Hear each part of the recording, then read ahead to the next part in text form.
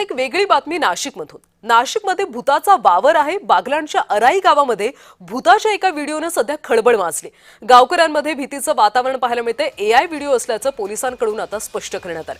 नाशिकच्या बागलाण तालुक्यामध्ये गावाच्या हद्दीत मोकळ्या जागा निर्मनुष्य भागात हे भूत दिसत असल्याचा संदेश पसरवण्यात आला। त्यामुळे सर्वत्र एकच खळबळ माजली। या बातमीचा आम्ही शोध घेतला असता सोशल मीडियावर पसरवण्यात आलेले फोटो जुने आहेत आणि एआयच्या माध्यमातून कुणीतरी पसरवले अशा अफवा पसरवणाऱ्यांवर पोलिसांच्या माध्यमातून कारवाई करण्याचा इशारा देण्यात आला।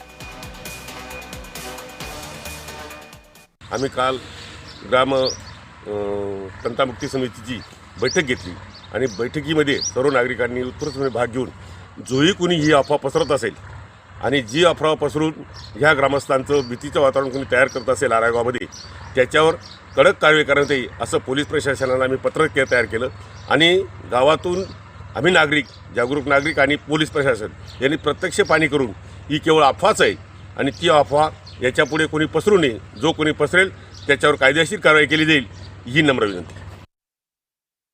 गेल्या 4-5 दिवसापासून आराई गावामध्ये जी अफवा पसरलेली आहे की एखादा प्राणी भूत किंवा मनुष्य सदृश प्राणी फिरत असून त्याची दहशत निर्माण झालेली आहे।